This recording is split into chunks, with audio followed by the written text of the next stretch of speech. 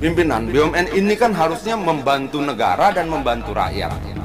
Itulah dalam kepala saya tentang BUMN, khususnya BUMN tambang. Nah, dalam prakteknya rakyat mana yang terbantu? Secara angka kami nggak bisa menghadirkan sekarang. Kenapa? Kamu di Rut kan? Datanya nggak kita siapkan. Kenapa di Rut nggak punya ingatan tentang itu? Ya, Saya mau tahu jumlah luas tambang yang kalian miliki berapa? Yang punya cadangan berapa? Yang sudah diproduksi berapa? Yang belum diproduksi berapa? Dan kenapa tidak diproduksi saat negara sedang butuh uang? Ya. Saya tahu betul tentang Pongkor, Pak Dirut. Nggak ada pengusaha lokal lahir dari Pongkor sejak tahun 70-an sampai hari ini. Kalian tidak mengembangkan siapa-siapa di sana. Yang kalian kembangkan perut kalian sendiri kan? Rumah kalian tambah besar. Tapi rakyat di sana, ada tidak pengusaha lokal yang sekarang berasal dari Pongkor yang kemudian masuk dalam pertarungan perebutan proyek-proyek nasional? Nggak ada. Nggak perlu sekolah jauh-jauh dan tinggi-tinggi kalau hanya mengeluarkan jawaban itu, pimpinan. Nggak perlu jadi dirut. Maaf, pimpinan, kalau mau tegas ya, nggak, kalau kita mau tegas ini, kita suruh dia pulang kumpulin data, kita tungguin. Apa kesimpulannya? Lalu kita diremehkan dengan jawaban, nanti kita berikan jawaban tertulis dan kita happy gitu, bangga gitu. Emang kita pacaran surat-suratan? Ya, ini jawab dong, berapa angka ini?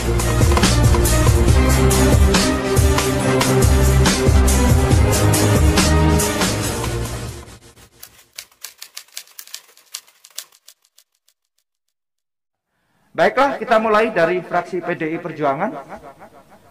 Ada Pak Adian yang terhormat. Bung Adian, silakan Bung. Hah? Nggak apa-apa, karena Bung Adian kan kali ini khusus turun ini kan. Silakan Bung. Silakan. Pak Adian. Terima kasih pimpinan, terima kasih Bang Willy. Kalau kita bicara tambang ini kan berbeda dengan perusahaan-perusahaan yang lain ya. Ketika sebuah tambang masuk, ada banyak sekali yang dikorbankan. Alam terkorbankan, masyarakat lokal terkorbankan, dan sebagainya. Jadi menurut saya paparannya sebenarnya tidak seperti ini. Paparannya misalnya gini, Timah sudah berapa lama beroperasi di sana? Lalu Timah ini sudah menghasilkan berapa pengusaha lokal yang kemudian naik tingkat jadi pengusaha nasional? Sudah mampu berbuat apa di sana? Kalau laporan begini mah kita bisa cari dari mana-mana, pimpinan. Nggak rumit-rumit amat untuk dapatkan hal seperti ini. Tapi yang kita butuhkan di sini adalah data yang tidak terpublikasi. Sejauh mana memang BUMN tambang kita punya manfaat terhadap rakyat. Itu yang dari tadi saya dengar apa ini? Sama sekali tidak dipaparkan. Timah mempekerjakan sekian ribu orang rata-rata gajinya sekian.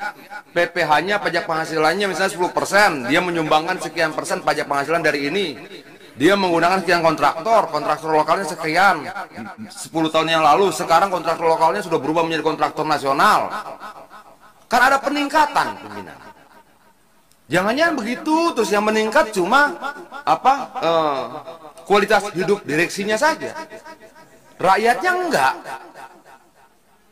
Kenapa? Karena tidak pernah dipaparkan di sini. Nah, saya mau dengar itu. Antam misalnya kemarin di Pongkor, kebetulan dapil saya, 3-4 tahun yang lalu itu kan membakar 200 rumah di sana. Yang dituduh gurandil oleh mereka. Dan sampai sekarang 200 rumah yang terbakar itu tidak pernah mereka pedulikan sampai hari ini. Yang dituduh gurandil dan sudah dibakar rumahnya pun tidak ditangkap-tangkap sampai sekarang. Dan lebih lucu lagi misalnya di Pongkor, bagaimana kemudian mesin tabung-tabung sebesar mobil itu bisa ada di tengah-tengah Ciguha, di tengah-tengah Antam Pongkor sana. Yang masukin siapa? Itu kan tidak pernah diinvestigasi. Laporan Antam kerugian 1 triliun setiap hari. Pimpinan, BUMN ini kan harusnya membantu negara dan membantu rakyat. Itulah dalam kepala saya tentang BUMN, khususnya BUMN tambang. Nah, dalam prakteknya rakyat mana yang terbantu? Ada nggak datanya itu? Selama sekian puluh tahun, misalnya dari tahun 70-an, Antam di Pongkor ini sudah buat apa untuk rakyat Pongkor? Atau cuma membagikan sesuatu ketika ada bencana alam atau tapi nggak ada tuh kita mendengar laporan keberhasilan mereka membangun pengusaha lokal, kontraktor yang dipakai kontraktor Jakarta semua selama puluhan tahun, dari situ ke situ, dari situ ke situ, dari situ ke situ selama puluhan tahun. Lo manfaat mereka apa buat alam yang terkorbankan dan rakyat yang terpinggirkan karena dibangunnya tambang di sana. Kan sekarang kalau kita pakai contoh Pongkor misalnya, rakyat sudah tidak bisa bercocok tanam tuh di atas sana. Penjagaannya sangat ketat, masuk pun tidak bisa. Nah, laporan ini mana?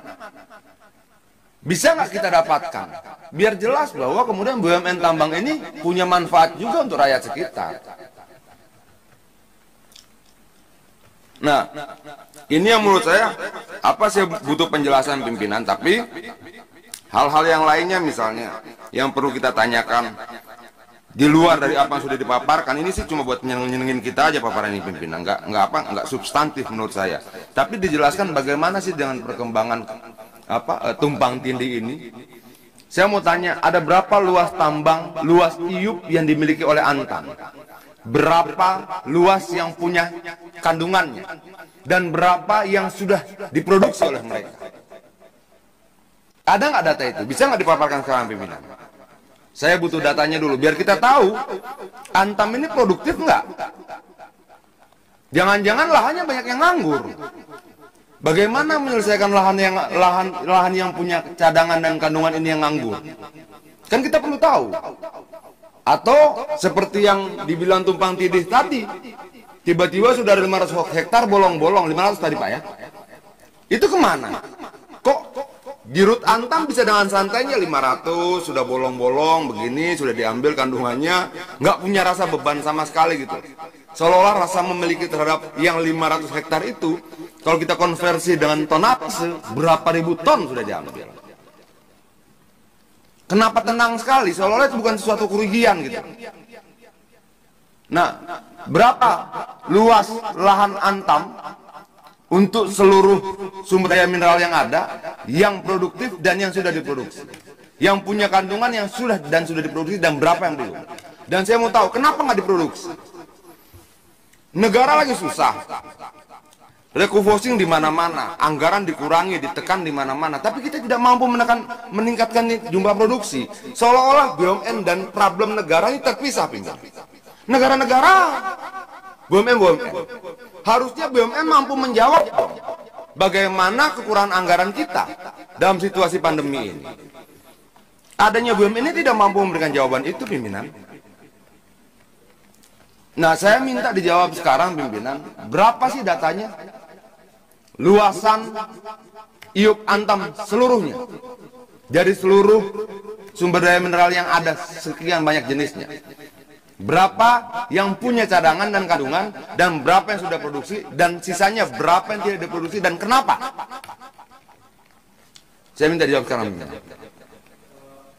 Apa enggak sebaiknya kita ini dulu nanti satu-satu gitu Mas? Bukan pimpinan, ini penting. Oke, dipersilahkan. Kenapa nggak pernah diceritakan kok? Saya nanya sama teman-teman Komisi 7 di sini. Ada nggak yang tahu jumlah IUP berapa banyak yang dimiliki Antam? Timah, PTBA, luasnya berapa? Yang punya kandungan potensial berapa? Yang sudah diproduksi berapa? Yang belum diproduksi berapa? Kenapa tidak diproduksi? Kita nggak tahu itu pimpinan.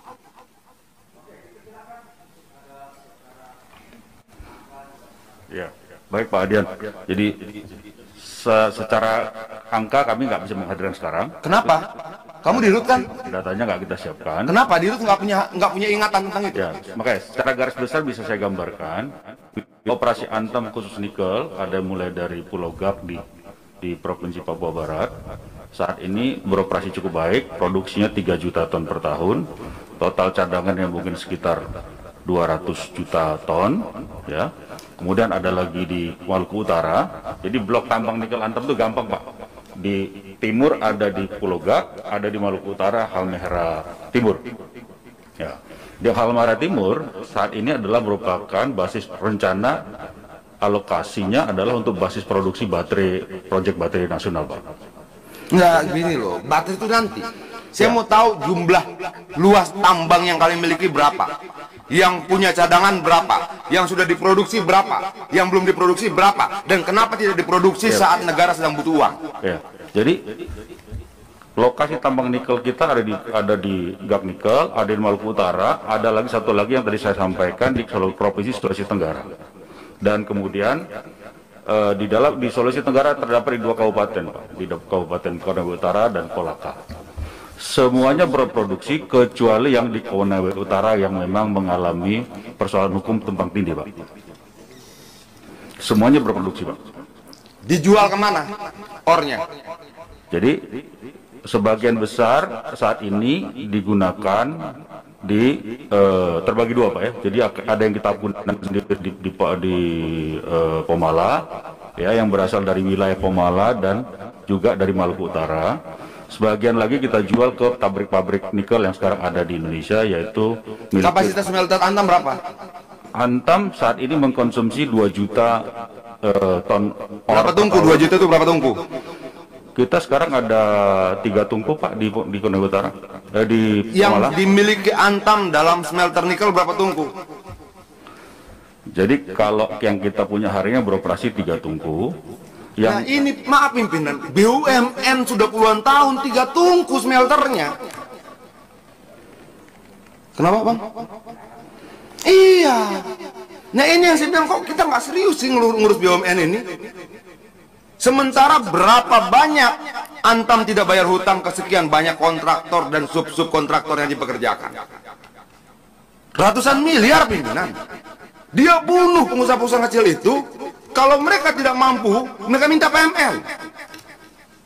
Sementara pengusaha-pengusaha kontraktor, subkontraktor itu bertebaran mati dengan alasan pandemi. Sekian puluh tahun Antam berdiri, tungkunya cuma 3. Terus kita mendengar paparan apa tadi? Jadi yang saya dengar tadi yang bisa disampaikan ini apa?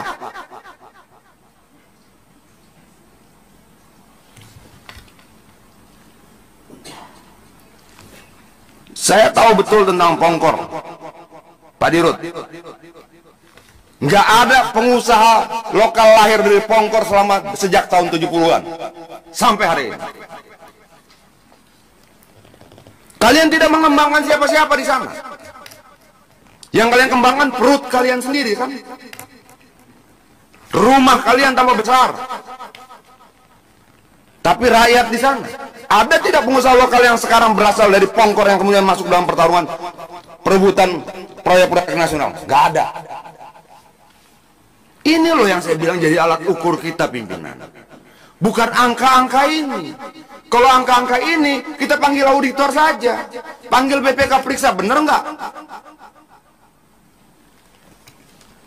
Yang saya butuhkan itu konkretnya mana? Kalian buat agrowisata di Antam sana, di Pongkor. Mana jalan nggak? Nggak ada pengunjungnya pimpinan. Semua buang-buang uang. Nah yang seperti ini, coba pertanggungjawabkan CSR kalian berapa, kemana, bagaimana pengelolaannya. Saya minta jawaban tertulis ya pimpinan. Karena dari dulu kita 3 kali kunjungan kerja kita ke Pongkor, nggak pernah saya dapatkan itu. Sejak dulu. Dan sampai hari ini saya masih mempertanyakan tanggung jawab Antam terhadap 200 rumah rakyat yang dibakar di sana. Sejauh mana kalian peduli ketika mereka tidak punya tempat tinggal? Kenapa di PT Timah bisa ada penambang rakyat di Antam, di Pongkor tidak bisa? Kenapa tidak dicoba dirangkul rakyat itu seperti merangkul rakyat di sana? Toh kekayaan alam itu juga bisa dikelola bersama-sama. Dan undang-undang memungkinkan itu. Beberapa koperasi sudah coba mengajukan untuk ikut menambang di sana, tidak pernah terrealisasi kok. Untuk sementara itu dulu pimpinan.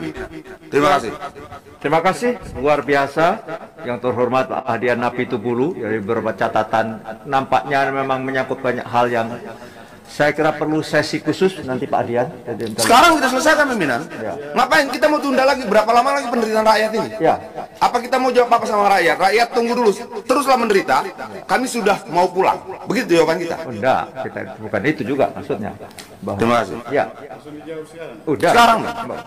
Ya, coba beberapa hal yang bisa disampaikan di forum ini. Dipersilakan. Ya, baik Pak Adian. Jadi kita udah catat Pak, kita akan follow up dan akan komunikasi dengan teman-teman koperasi di Pongkor. Kita akan review lagi alokasi CSR kita Pak dengan catatan tadi. Ya kami terima kasih masukannya Pak Pimpinan. Kami follow up Pak, akan kami laporkan juga secara tertulis nanti ke setelah rapat ini selesai. Begitu saja. Hanya itu.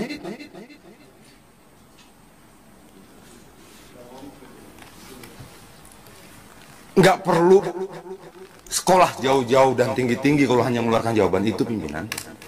Nggak perlu jadi dirut. Kalau cuma mengeluarkan jawaban seperti itu.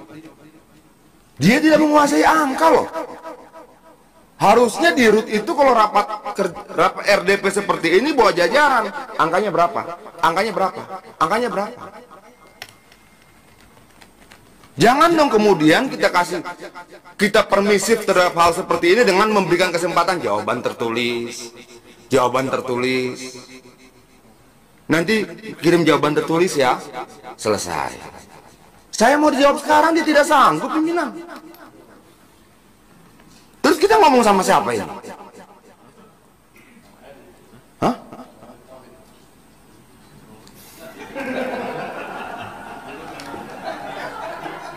Enggak, kalau pimpinan, kalau kita maaf pimpinan, kalau mau tegas ya, enggak, kalau kita mau tegas ini, kita suruh dia pulang, kumpulin data, kita tungguin. Apa kesimpulannya?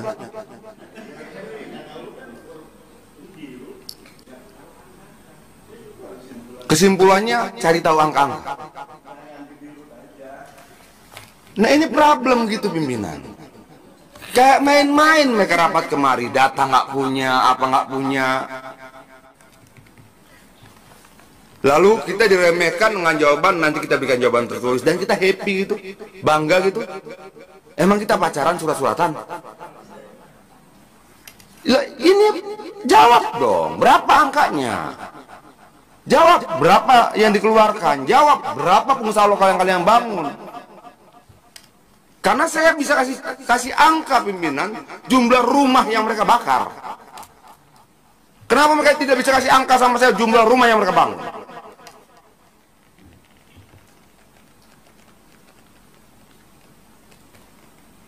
Ya kalau kita tidak tersinggung di perlakuan seperti ini ya terserah. Kalau saya marah pimpinan, terganggu saya. Iya, Terima kasih, Mas. pimpinan. Begini, saya kira masing-masing kita menginginkan sebuah apa tadi yang disampaikan Pak Adian. Hanya saja memang namanya forum kan, forum nanti kita pastinya tidak berhenti di sini. Ini forum ini yang disampaikan Pak Adian. Ya artinya forum rapat ini gitu. Kan ini forum rapat. Jadi nanti akan ada tindak lanjut yang kita sampaikan selanjutnya.